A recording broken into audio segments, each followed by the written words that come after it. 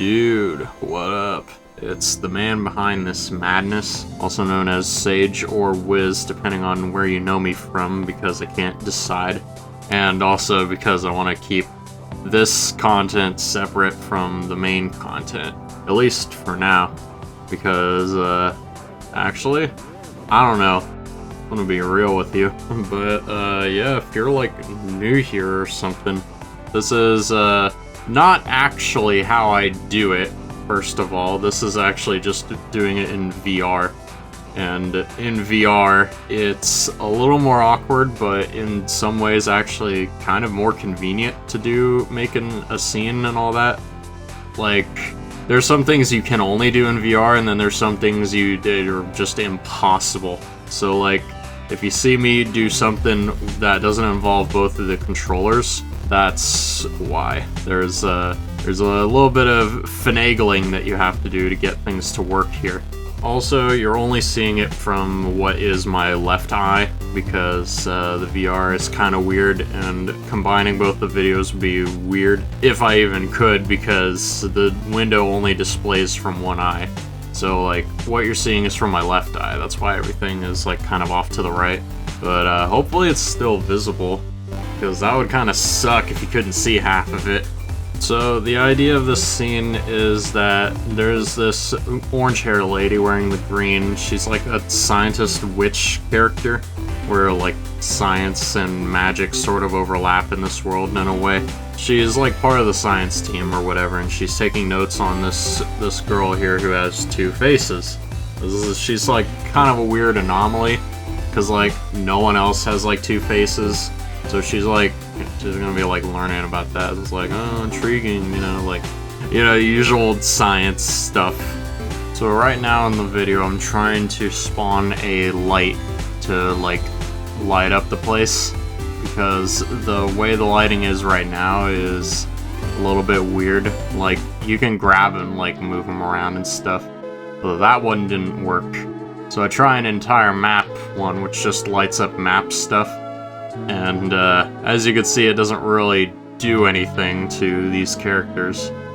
So as a last resort, I spawn in a P mod map, which stands for point light. And this point light will light up anything with a shader that's called Vanilla Plus, which is this mod that I use whenever I remember to use it, that just makes the lighting a little better, and also lets you use these point lights.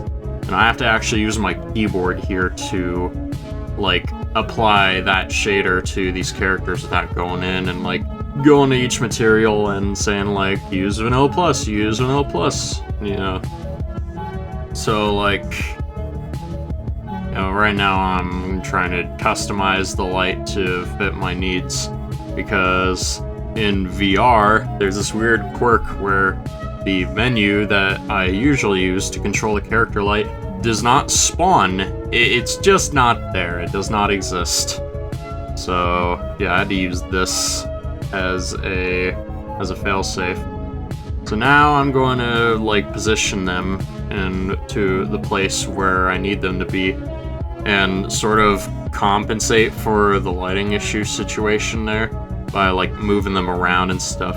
You can use the controllers to like grab them and move them in VR. In regular, you just use that move controller, the gray window in the bottom left of the screen that I keep dragging around. And that's how you would like move them around and stuff. And so how I do poses, at least most of the time, is I choose one of the prefab animations like these. They come with the game, so you don't have to like go buy them or anything. And then I set the speed to 0, find the part of the animation that I like, and then enable IK, or inversed kinematics. So now they're just kind of like frozen, and they have these like pose little like ball things that you can grab, and you can like tilt, move them. You can like do that. You can like move their hands and arms and stuff using the VR controller. Again, in regular, you would just grab it, click on it, and then you have these like things that you can use your mouse and like drag them around to meet your standards. You can also move the camera to like move them in different ways, and like You can use a different tool to tilt them. In VR, it's actually easier because you just grab it and, like, as you tilt your hand, the, like, pose, or the hand, or whatever you're trying to pose will just move with you. However, dynamic bones, as you can see, as you saw me doing right there, is not like that, where it was the same concept, right? It would have these little things that you can click and drag, and like you move your mouse to like move it, but in VR those don't exist. In fact, I don't think they pop up anywhere, even if I was in the default camera position either. But since they don't pop up, there's no use. So I move the characters and their hands and arms and stuff into position. Now I'm trying to find a good pencil object for the scientist lady, and not much results. Most of these pencils kind of stink. So here I am, like, trying to find a pen. Of course, when I search up the word pen, I get pendant, and among other things. Well, anyway, since you sat through this much of it, I guess you must find this somewhat interesting, which begs the question, like, do you guys like this stuff? I was actually planning on, like, putting this as a sort of reward for, like, some kind of Ko-Fi or whatever. Just a little bonus thing for, like, people who donate. You know, I wanted to give them something if they actually did donate to the Ko-Fi, so that's kind of why I was gonna, like, make this sort of one of the rewards for that. Although I'm still a bit hesitant to do that, just because, like, it feels kind of like money grubby in a way. Like, everyone's got to pay the bills, and I think I'm coming to accept that. I mean, that's the whole reason why Patreons exist, right? I mean, back when I had no money, I'd probably say, like, you're just, like, money grubbing and whatever. Like, I gotta, like, pay to be a part of some elite, like, whatever, people that can just, like, you know, just have bragging rights and, like, have special stuff that I don't have. That's just kind of the whole concept of money, isn't it? But, like, I wanted to make it feel at least more like something that you don't have to, like, donate for. Like, I know some artists who have, like, their whole art blog is like, oh, you gotta, like, subscribe to Patreon. That's, like, the only way you're getting, like, any of this. And it's like, I kind of get it, you know, like, you gotta give people a reason to, like, go for it. Especially in this, like, turbo, like, ridiculously bad economy that we live in, you know? So, like, they almost have to be like, hey, you know, here's this content that we know you want, and you gotta, like, pay for it, like, with real money, not like some earned V-Bucks or whatever. It's a way to pay the bills, but I wanted to make mine as much of a bonus thing, like, not required, like, you know, it's just like if you're really, like, super into the content and you really wanted to, like, you know, support the channel and stuff. Well, I guess it's not really a channel, it's more like just an art blog. If you just have some extra to fly around, like, don't donate if you can't afford it, man. Like, I get it. It stinks. Like, my job don't even pay that good, so, like, I get it. I ain't got no money. We broke out here, man. But yeah, I guess just, like, can use this as a sort of testing ground. Behind the scenes, like, here's how, like, everything was made. I gotta stop saying like so much, dude. How it's made, stuff that's behind the scenes, how I did certain effects, the outline thing. Because, yes, there is a bit of involvement with how that was done as well. I don't know why the girl with two faces, her hair is sort of weirdly colored. I think that's the lighting. I'm pretty sure in the final shot it looks normal. As you can see, one of the first things I like to do is just get everyone's postures intact. So, like, she's already got the clipboard and the pen, and the two-faced lady has her hand up like that. Now I'm about to go in and, like, fine detail them. But first I need to figure out a map, like a doctor's office, or where we're gonna go here. So I'd search up office, and I find, ew, Genshin, get out of here. So when we find this map, which is not lit up, but I spawn in this entire map thing, that arrow you saw earlier, and it lights it up perfectly, which still requires some finagling, as you can see. Now I gotta actually get the map to go where I need it to, and I can just rotate the whole thing. Like, if I shook it around, it'd look like an earthquake, except everyone just doesn't really move from their point in physical space. And the two-faced girl is just kind of floating above the ground for some reason, so I pull her down, but then she's also kind of messed up, since when you drag something in VR, it also matches the angle of your hand. So I go in and just fix it up by using the angle selector down there. You can also use your mouse to click and drag and slide to adjust like X, Y, and Z of different things, such as IK joints, props, maps, like all that. Like, you can do all of that, and that's kind of how you're supposed to do it, except when they introduced the Move Controller mod, it made things a lot easier. Also, there I am messing with the light again, and seeing the shadow on that cardboard box in the background looks a little weird, but I end up just, like, not really messing with that anymore. And, here's the room without props, using Material Editor.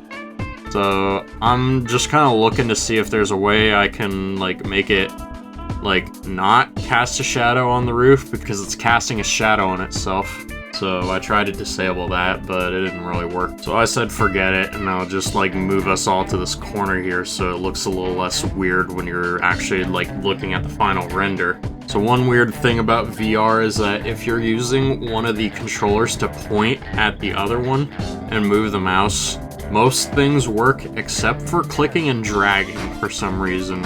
But I discovered earlier on in this video, actually, like just today I discovered, like as this was recorded, that if you're using the left, like I was about to say Joy-Con, it's not a Joy-Con, it's the left VR controller, you can use the control stick on there to move the mouse, which I already knew that.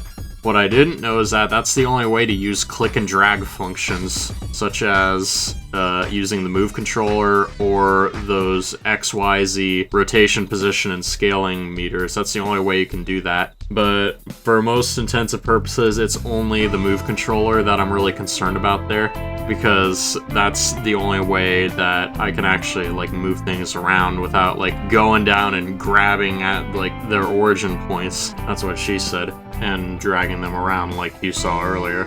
So this little thing at the bottom right is this fancy little thing called KKPE, which is just koikatsu.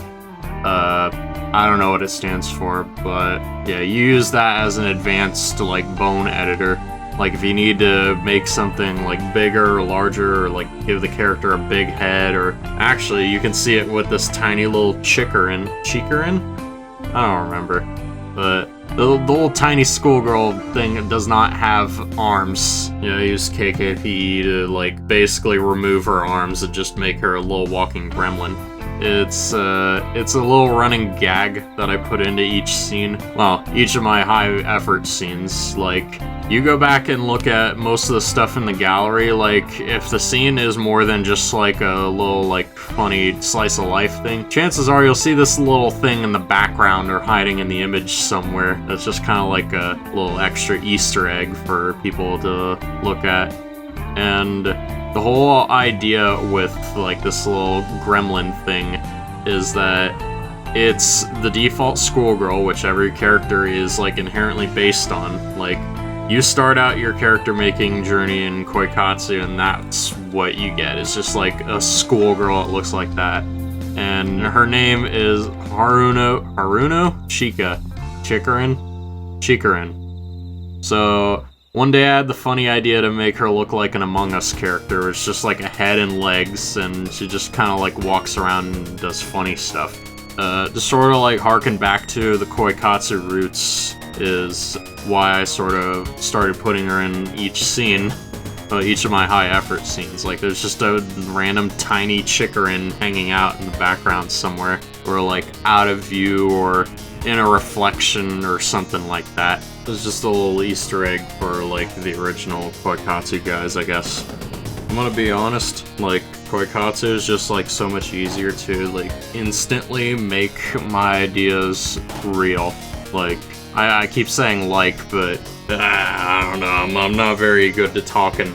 So, like, I have an idea, I could just make it, and I don't have to like learn Blender or fuss around with a million different like lighting things that I barely even know what they do, or I spend thousands and thousands of hours making a toon shader, or like how to make a dynamic fluid simulation, or how to work dynamic bones or anything like that, because it just kind of already works.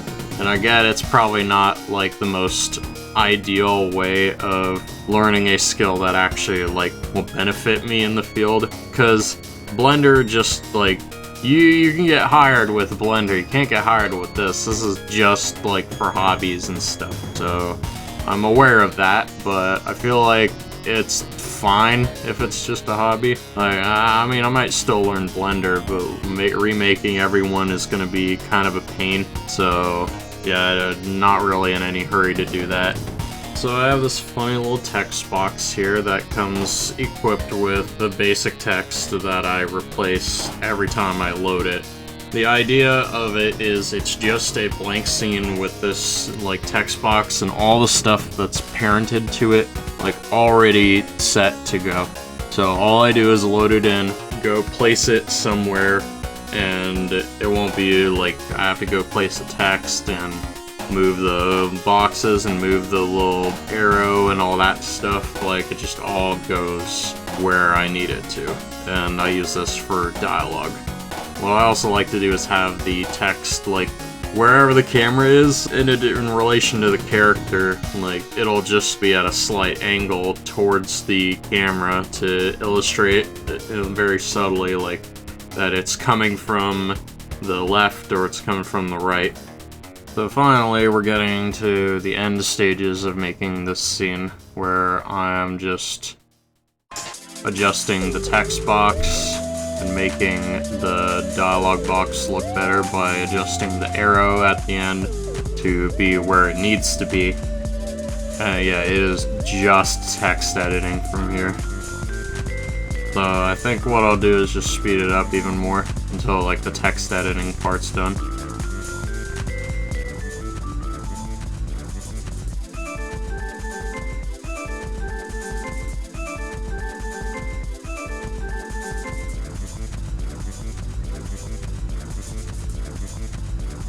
Man, you really sat through like 17 minutes of me just yapping on about how I did this. You know what? That's honestly kind of awesome, actually. Thanks. I know I have like a super freaking monotone voice that doesn't sound enthused by anything, but honestly, I really appreciate it. Like, because I didn't even think this was gonna work out. So, like, if this message actually reaches someone, then that makes me happy, honestly. Like, one of the biggest things I wanted to do was just kind of, like, get the word out there. And on the internet, it's pretty hard to do that, especially if you're like me and don't have much to bring to the table. I think my monotone voice can also be partially blamed on I'm just kind of tired right now. And, like, I've been doing on and off takes for this for, like, 3 hours now, so it's been a process. It's been a bit taxing, honestly, but thank you for watching. Looks like that's it. Woo! Yeah! Celebration. And throw that controller onto the bed behind me. Well, you made it to the end of the video, so yeah, congrats. Well, I'm not good at segues, so here's the outro. Cut it.